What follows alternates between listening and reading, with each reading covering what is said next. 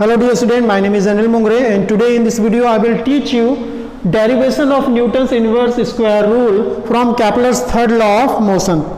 ठीक है, planetary motion. तो प्लानिट का जो मोशन से रिलेटेड हमने लॉ देखा था पिछला वीडियो में, तो उसके थर्ड लॉ से ही सर आइजैक न्यूटन ने जो इन्वर्स स्क्वायर रूल है उसका फॉर्मूला डिराइव किया था। तो देखिए उसको कैसे डिराइव उन्होंने किया था, इस बातों को हम देखेंगे। इसके पहले मैं आपको बता देना चाहता हूँ कि जो केपलर जो थे उन्होंने ये एक्सप्लेन नहीं किया था कि प्लैनेट्स का मोशन सन के चारों ओर कैसे होता है, क्या रीज़न है, क्यों होता है, इस बातों को वो एक्सप्लेन नहीं कर सके थे। और जब सर आइजैक न्यूटन ने उनके लॉ को देखा तो उस लॉ से ही इन्होंने ग्रेविटेशनल जो फोर्स होता है उसके लिए जो इन्वर्स स्क्वायर रूल होता है उस रूल को डिफाइन किया था फॉर्मूला से ही। ठीक है, तो चलिए देखते हैं कैसे उन्होंने डिफाइन किया था।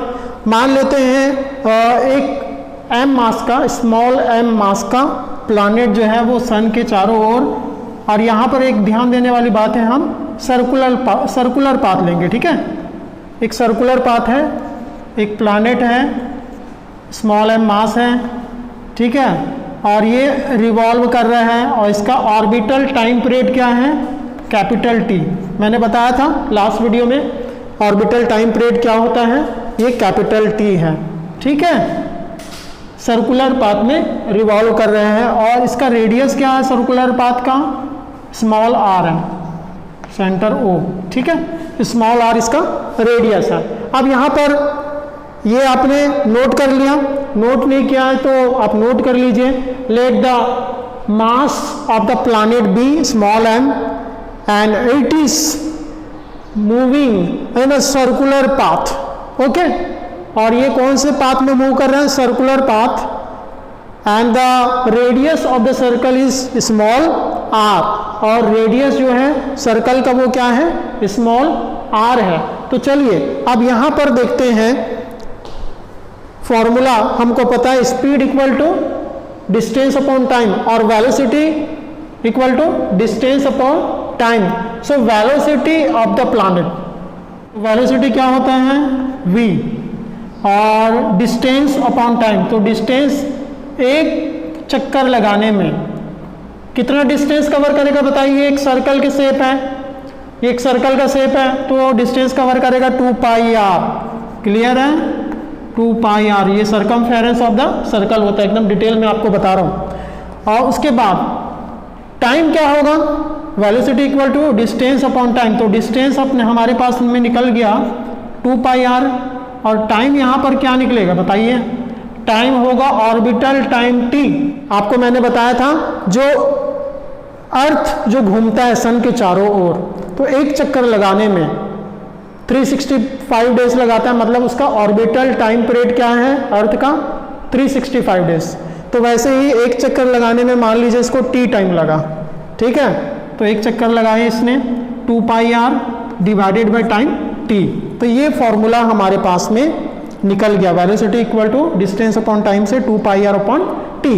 अब यहाँ पर देखिए ये 2 पाई जो है ये कौन सा वैल्यू है, कांस्टेंट है कि वेरिएबल है। कांस्टेंट मतलब जो कभी चेंज नहीं होता, ये चेंज हो सकता है क्या 2 पाई, नहीं होगा। ठीक है, वैरी नहीं करता ये। अब यहाँ पर इसको क्या लिख सकते हैं, v प्रोपोर्शनल, क्या लिख सकते हैं, r बाई टी, क्योंकि ये कांस्टेंट वैल्यू है।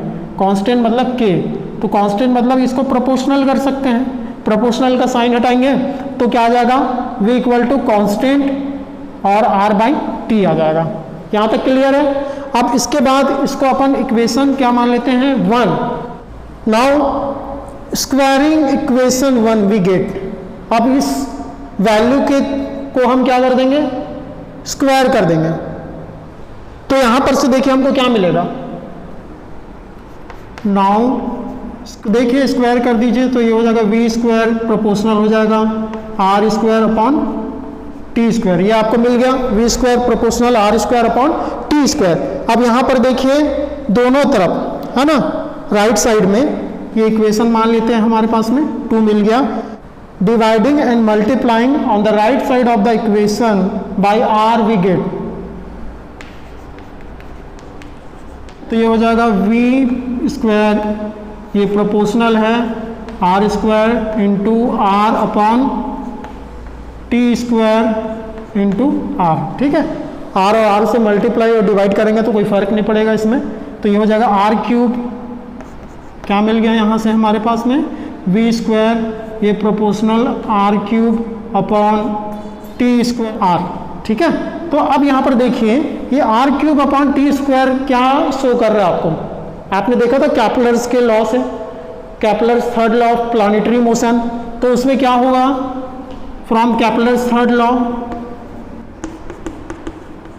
क्या होता है हमारे पास में, r cube upon t square equal to क्या, के।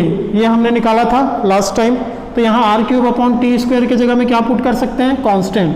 तो इसको लिख सकते हैं v square proportional r cube upon t square मतलब कांस्टेंट इनटू ये हो जाएगा 1/r। तो कांस्टेंट ये पहले से क्या है, कांस्टेंट। तो कांस्टेंट कहाँ चला जाएगा, प्रोपोर्शनल का साइन है, मतलब जितने भी कांस्टेंट आएंगे उसको हम हटा सकते हैं। वी स्क्वायर प्रोपोर्शनल 1/r इसमें आ गया, वी स्क्वायर प्रोपोर्शनल हो गया 1/r। अब हमको पता है जो फोर्स लग रहा है प्लैनेट के ऊपर में, ठीक है, सन के थ्रू, ये प्लैनेट यहाँ पर रिवॉल्व कर रहा है, ये सन है, ये फोर्स लगा रहा है, किधर लगाएगा, अपनी ओर, सेंटर की ओर फोर्स लगाता है, जिसको बोलते हैं सेंटर सीकिंग फोर्स, और उसको बोलते हैं सेंट्रीपिटल फोर्स। ठीक है, तो ये फोर्स लगाएगा तो इसके ऊपर एक एक्सीलरेशन प्रोड्यूस हो गया, किसमें, प्लैनेट में। तो वो फोर्स क्या हो जाएगा, mv स्क्वायर अपॉन r, क्या होगा, F equal to mv square upon r। We know that by sun, तो फोर्स लगाए प्लैनेट के थ्रू सन में, तो वो फोर्स क्या हो जाएगा, F equal to mv square upon r।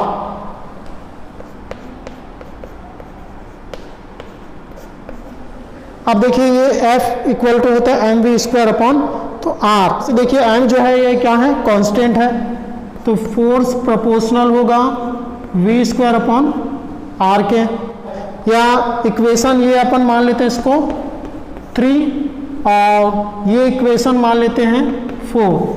From equation 3 and 4 यहाँ पर v स्क्वायर का जो वैल्यू क्या पुट करेंगे हम, 1/r यहाँ पर पुट कर देते हैं।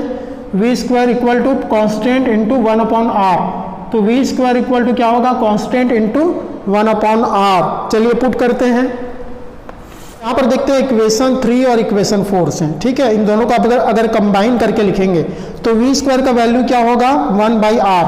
ठीक है, क्योंकि कांस्टेंट को अगर लिखेंगे, क्योंकि ये प्रोपोर्शनल है, v स्क्वायर इक्वल टू क्या होगा, 1/r। तो v स्क्वायर की जगह में क्या पुट कर सकते हैं, 1/r। तो यहाँ पर क्या हो जाएगा, फ्रॉम इक्वेशन 3 एंड 4,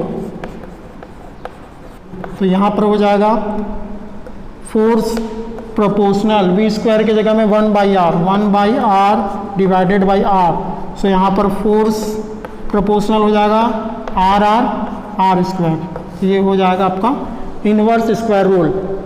तो ये रूल यहाँ पर क्या बताता है कि जो फोर्स लग रहा है सन के थ्रू, किस पे, प्लैनेट पे, तो जो मेन डिस्टेंस होता है, जो डिस्टेंस होता है प्लैनेट से सन का, उसके स्क्वायर का इनवर्स के प्रोपोर्शनल होता है।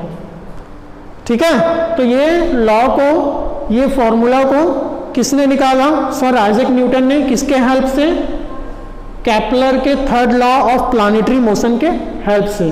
तो ऐसा करके उन्होंने बताया कि मोशन क्यों होता है प्लैनेट्स का, ठीक है, सन के चारों ओर। So thank you for watching this video.